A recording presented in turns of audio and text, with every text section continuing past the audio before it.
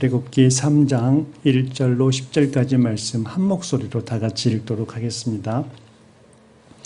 모세가 그의 장인 미디안 제사장 이드로의 양떼를 치더니 그 떼를 광야 서쪽으로 인도하여 하나님의 산 호렙의 이름에 여호와의 사자가 떨기나무 가운데로부터 나오는 불꽃 안에서 그에게 나타나시니라. 그가 보니 떨기나무에 불이 붙었으나 그 떨기나무가 사라지지 아니하는지라. 이에 모세가 이르되 내가 돌이켜 가서 이 큰 광경을 보리라. 떨기나무가 어찌하여 타지 아니하는고 하니 그때에 여호와께서 그가 보려고 돌이켜 오는 것을 보신지라.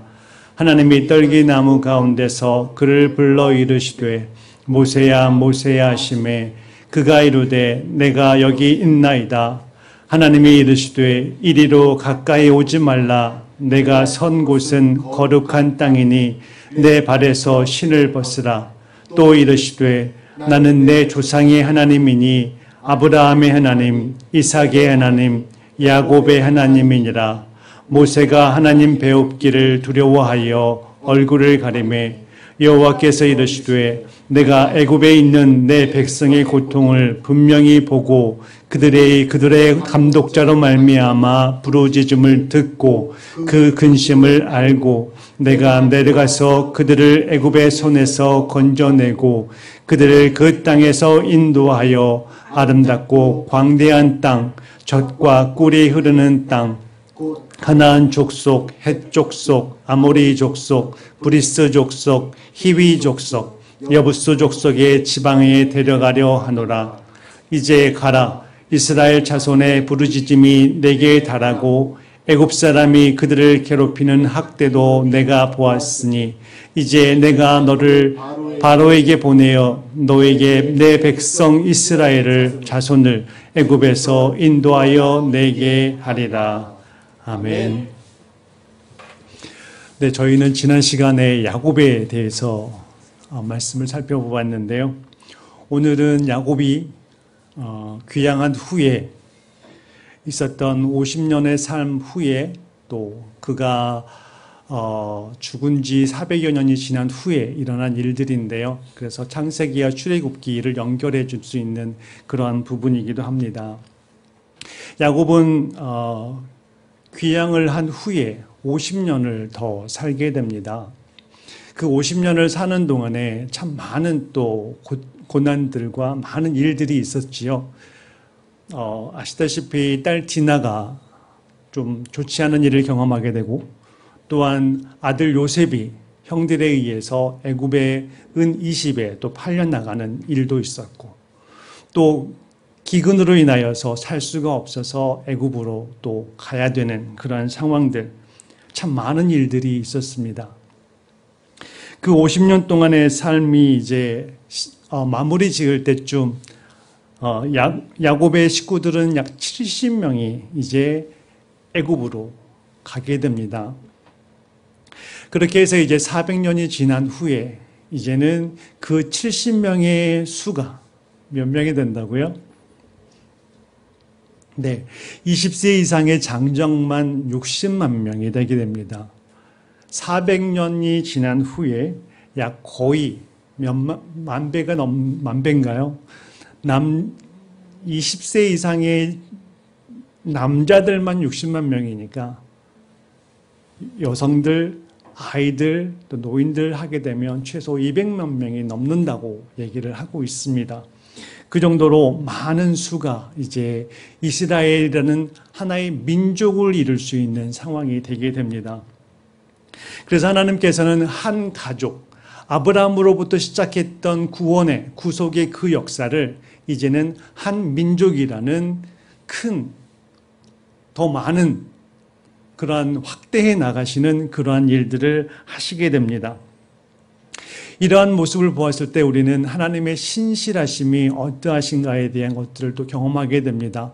하나님께서는 아브라함에게 하셨던 500여 년 전에 하셨던 그 약속을 신실하게 지키셔서 500여 년이 지난 후에는 한 민족을 이룰 수 있도록 하나님의 말씀대로 바닷가의 모래알처럼 하늘의 묵별처럼 그 후손들을 많이 또 하나의 민족을 이룰 수 있도록 행하시는 그러한 일을 묵묵히 수행해 나가셨습니다.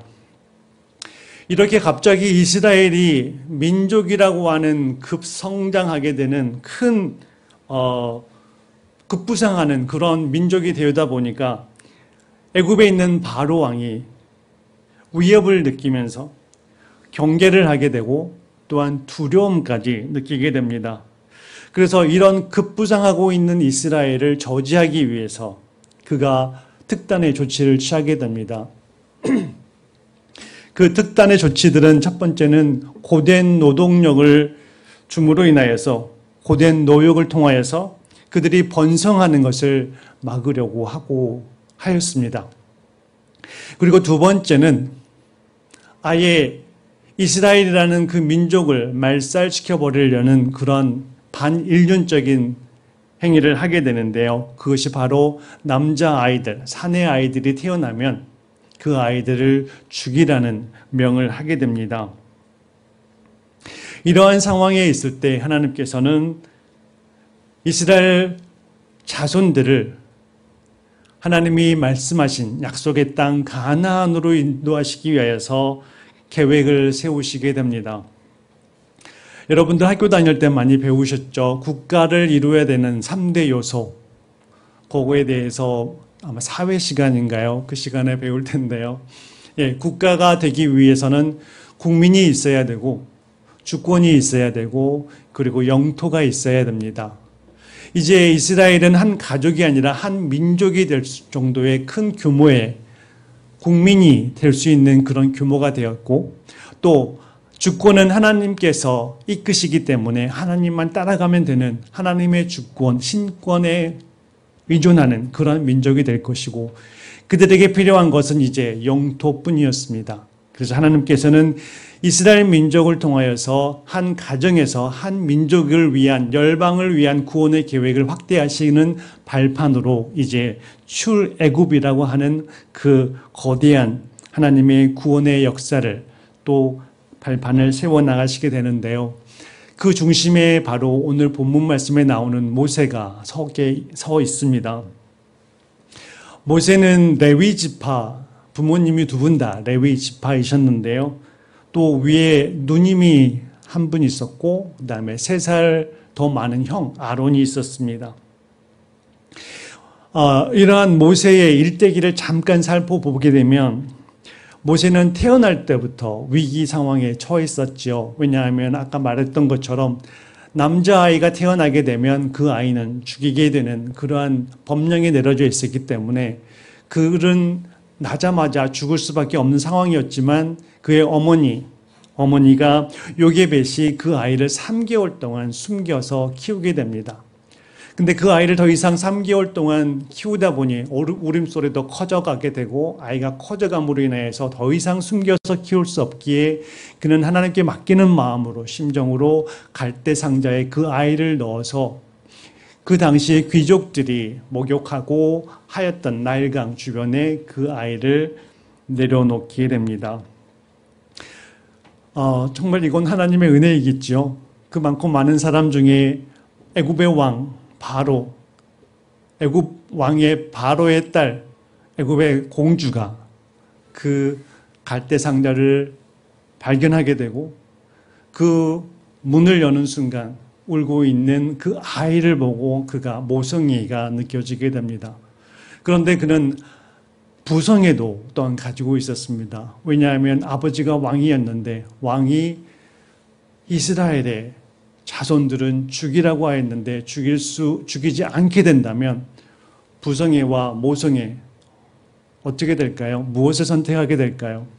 그가 고민하고 있을 때쯤에 그의 누나 미리암이 나가서 공주에게 이르지요. 이 아이를 젖먹일 유모가 필요하지 않습니까? 라는 얘기를 하게 되자 그가 너무나 반가운 마음으로 맞이하였을 것입니다. 왜냐하면 이 아이를 젖먹이는 기간 동안이 약 3년 정도 되기 때문에 그 기간 동안 자신이 부성애와 모성애로 인하여서 고민하는 시간들을 벌 수 있었을 것이기 때문입니다. 그래서 그는 그거를 허락하고 모세의 모친인 요게벳에게 그 모세를 다시 데려다주고 3년 동안 그가 말씀 안에서 또한 어머니의 사랑 안에서 양육받게 되는 그런 역사가 일어나게 됩니다.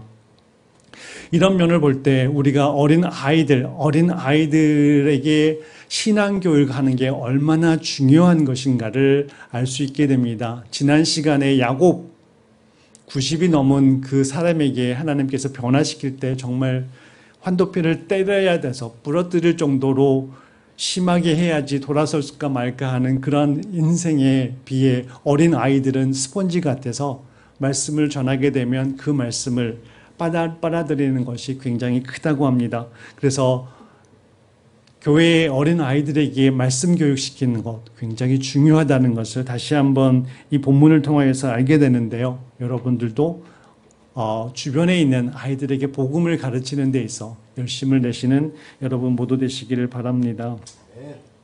아무튼 3년 동안 엄마 품에 있다가 그가 이제 자라서 어머니 품을 떠나서 왕궁으로 들어오게 됩니다. 그러면서 그가 살았던 것은 40세까지 살게 되죠. 그 당시에 그는 죽을 수밖에 없는 존재였음에도 불구하고 당시에 최고의 교육을 받는 애굽의 왕자로서 교육을 받는 그러한 영광을 또한 혜택을 누리게 됩니다.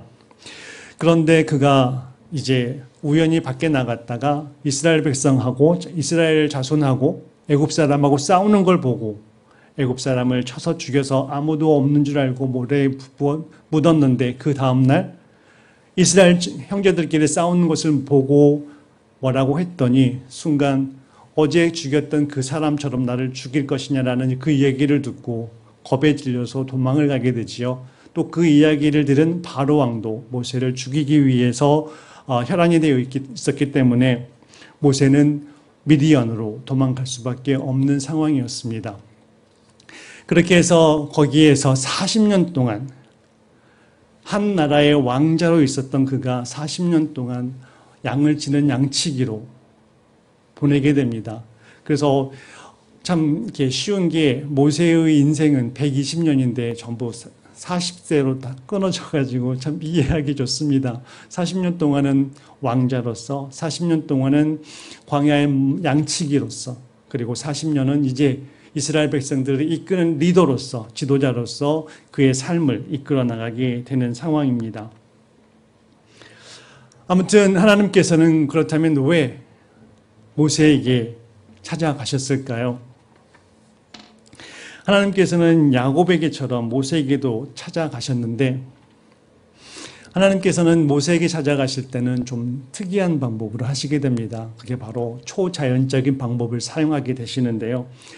일상의 삶을 살고 있었던 모세는 평소와 같이 장인의 양떼들을 몰고 다니면서 그들에게 풀을 뜯게 하는 그런 일들을 하고 있었습니다. 그런데 어느 날 평소하고 유난히 다를 날이 없을 그런 평범한 날에 갑자기 호렙산이라고 하는 하나님의 산에서 떨기나무가 한 그루 있는데 그 떨기나무가 불에 탐에도 불구하고 사라지지 않고 있는 것을 보고 이상하게 여겨서 그쪽에 접근을 하게 되는데요. 떨기나무라는 것은 사막, 즉 마른 그 사막지대에 건조한 사막지대의 가시나무 같은 건데요. 불에 타버리면 바로 금세 없어지는 그런 나무입니다. 어찌 보면 이 떨기나무가 모세의 모습을 대변해주고 있는 건 아닌가 하는 생각을 해봅니다.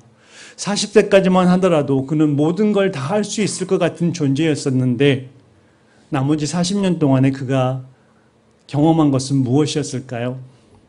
본인은 정말 가시 떨기나무처럼 불 피우면 바로 사라져버리는 먼지와 같은 존재에 불과할 것이라는 생각을 가지고 있지 않았을까 싶은 생각이 듭니다. 어찌 보면 이것은 성경에 나와 있는 것처럼 하나님의 때를 하나님께서 기다리셨다고 볼 수가 있는데요. 하나님께서는 그가 자신의 힘으로 무언가를 할 것 같은 칼과 같은 애굽의 최고의 학문을 쥐고 있는 그러한 칼만 쥐고 있는 상태에 있을 때 그에게 리더의 역할을 가게 된다면 남을 살인하였던 것처럼 많은 문제들을 더 야기시켰을 것입니다. 그런데 하나님께서는 40년이라는 기간 동안에 광야에서 겸손이라는 것을 배우게 함으로 인하여서 칼을 집어넣는 칼집이 될 수 있는 그러한 역할도 하게 하셨습니다. 그래서 하나님께서는 모세를 통하여서 그를 출애굽이라고 하는 거대한 일들을 감당하실 수 있는 그릇으로 삼기 위하여서 40년 동안의 그러한 최고의 학문과 40년 동안의 또한 최고의 겸손을 겸하여 쌓을 수 있는 그러한 훈련의 그 과정들을 거치게 하셨습니다. 그러시고 나서 하나님께서는 그가 떨기나무가 불에 타고 있는데 사라지지 않는 그 모습을 보고 다가오는 그에게 멈춰 설 수 있도록 그를 멈춰 세우십니다. 그러시면서 그의 이름을 부르십니다. 모세야, 모세야. 너가 서 있는 곳은 거룩한 곳이기 때문에 더 이상 가까이 오지 말고 네 발에서 신을 벗으라 라는 말씀을 하시게 됩니다. 즉 하나님께서는 모세를 처음 보셔서 그에게 하신 가르침은 바로 하나님의 거룩하심에 대해서 말씀을 하신 것입니다. 하나님의 성품, 속성이라고 얘기를 하는데요. 성경에는 이런 하나님에 대한 속성이 많이 나와 있습니다. 하나님의 사랑의 하나님, 또 의로우신 하나님, 선하신 하나님, 자비로우신 하나님, 이런 하나님에 대한 하나님의 속성, 하나님이 가지고 있는 성품에 대해서 나오고 있는데 그 중에서 유일하게 3번 거룩하다, 거룩하다, 거룩하다라고 반복하는 하나님의 속성은 이 하나님의 거룩함 하나입니다. 이 거룩함 속에는 참 많은 것들이 담겨져 있는데요. 하나님의 이 거룩하심은 창조주와 피조물과는 비교할 수 없는 하나님만이 가지고 있는 절대적인 그러한 도덕적인 완전함, 그리고 완벽한 순결함, 그리고 거기에 절대적인 정결하심까지 우리 인간들이 지니고 있지 않은 것들이고 하나님의 모습을 뵙는 순간 지난 시간에도 보았지만 야곱도 두려움에 떨었고 오늘 본문에 나오는 모세도 하나님의 그 거룩하심에 앞에 섰을 때 느끼는 첫 번째 감정은 바로 그 두려움이었습니다. 왜냐하면 우리 인간들은 죄가 있기에 죄가 없으신 하나님 앞에 나아갈 때는 어떻게 된다고요? 그는 죽게 됩니다.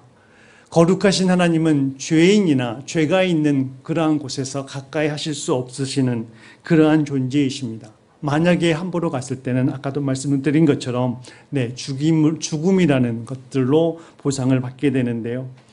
그런데 하나님께서 하나님의 만드신 피조물과에 있어서 관계에 있어서 유일하게 거룩하신 분이 관계를 맺을 수 있는 유일한 길은 바로 하나님이 먼저 찾아오시는 것과 동시에 언약 관계에 있는 그러한 존재들에게 하나님께서는 찾아오신다는 것입니다.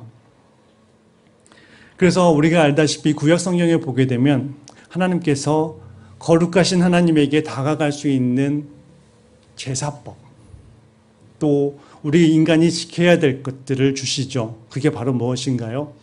율법이라는 것입니다.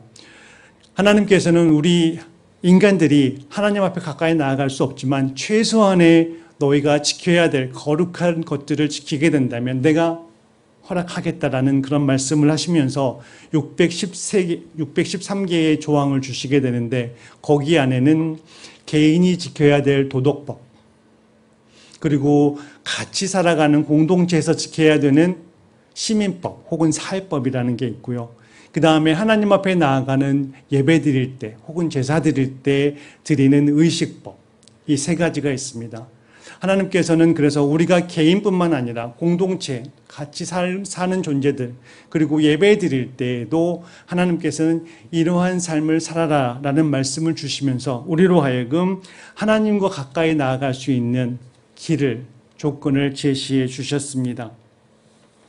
그 정도로 하나님께서는 우리의 삶에 깊이 연관되시고 우리의 삶 전체가 부족하지만 내가 거룩하니 너희도 거룩하라 라는 그 말씀을 하시면서 우리 또한 하나님의 백성으로서 거룩한 존재가 되기를 원하십니다.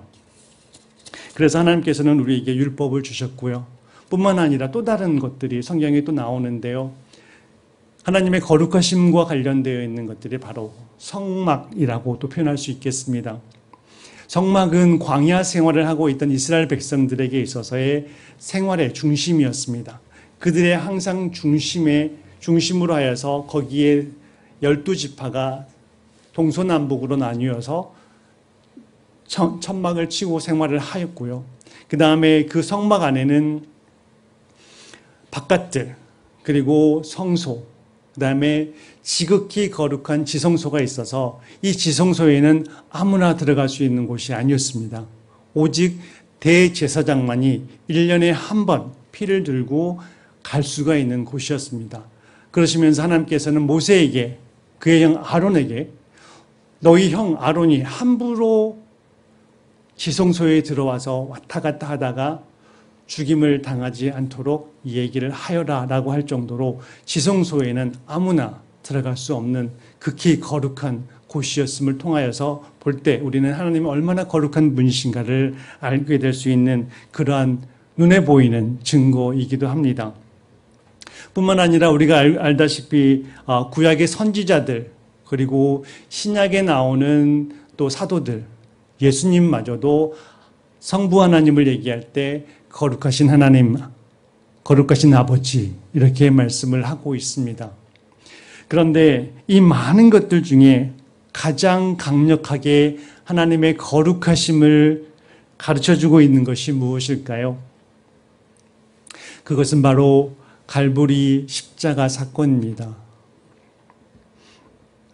하나님께서는 너무나 거룩하시고 하나님께서는 너무나 완벽하게 거룩하신 분이시기 때문에 십자가에서의 그런 죽음 없이, 죄 씻음 없이는 우리의 죄를 용서하실 수 없으셨습니다. 그래서 하나님께서는 독생자를 보내주셨고 그로 하여금 십자가를 지게 하심으로 인하여서 하나님의 거룩하심이 얼마나 크고 또한 엄중한 것인가를 십자가를 통하여서 우리에게 선포해 주고 있습니다. 그래서 우리는 하나님의 거룩하심을 생각할 때 가볍게 생각해서도 안 되고 함부로 또한 생각해서도 안 됩니다. 여러분도 알다시피 하나님의 거룩하심, 하나님의 예배를 또는 하나님께 드려진 예물을 함부로 드림으로 인하여서 죽임을 당한 두 사람 기억하시지요? 엘리 제사장의 아들, 두 아들인 홈리와 비느하스, 그들은 하나님의 귀한 예물을 자기 마음대로 사용하고 또한 하나님께 드려지는 예배를 가볍게 함부로 행함으로 인하여서 한날 죽임을 당하는 그러한 결과를 얻게 됩니다. 오늘날에도 가장 큰 문제 중에 하나가 이런 하나님 앞에 하나님의 거룩하심에 두려움이 없는 것 같습니다. 그래서 어떤 이는 표현을 하고 있습니다. 오늘날 기독교의 가장 큰 문제는 많은 이들이 하나님 앞에 너무나 담대하다라고 얘기를 하고 있습니다. 이것은 참으로 무서운 일입니다. 우리는 하나님의 이름을 함부로 입에 오르는 것도 조심해야 되는 그러한 존재들입니다. 그래서 성경에도 하나님의 이름을 함부로 망령되이 이르지 말라라고 말씀을 하고 있고, 하나님께 드려진 예물 함부로 쓰지 말고, 또한 하나님께 예배할 때는 경건함과 두려움으로 예배를 드리라고 말씀을 하고 있습니다. 그래서 하나님께서는 맨 처음 모세를 부르신 후에 그에게 전하시고 가르쳤던 것은 뭐냐면 하나님의 거룩하심에 대해서 말씀을 하고 계십니다.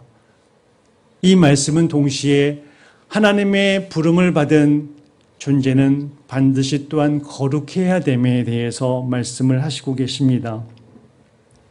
그래서 우리가 하나님 앞에 나아갈 때는 경건함과 두려움으로 나아가야 되고 겸손함과 하나님의 말씀에 순종하는 그러한 자세로 나아가야 합니다. 그렇다면 우리 인간에게 있어서 거룩함이라는 것은 무엇일까요? 라는 질문을 던졌을 때 거기에 대해서 성경은 하나님의 말씀에 순종하는 것, 이것이 우리 인간의 입장에서 보는 거룩함이라고 말씀을 하고 있고, 거룩한 하나님 앞에 대해 나아갈 때 우리가 보여야 될 반응은 그것은 하나님을 경외하는 것, 경건함과 두려워하는 이러한 마음의 자세로 나아가는 것, 이것이 필요하다고 말씀을 하고 있습니다. 그래서 하나님께서는 모세에게 발에서 신을 벗으라 라고 말씀을 하시면서 하나님의 거룩하심을 그에게 가르치고 있습니다. 그리고 이어서 하나님께서는 그에게 사명을 부여하게 되는데요. 본문 10절 말씀입니다. 10절 말씀을 한번 다 같이 한 목소리로 읽어보도록 하겠습니다. 시작. 이제 내가 너를 바로에게 보내어 너에게 내 백성 이스라엘 자손을 애굽에서 인도하여 내게 하리라. 아멘.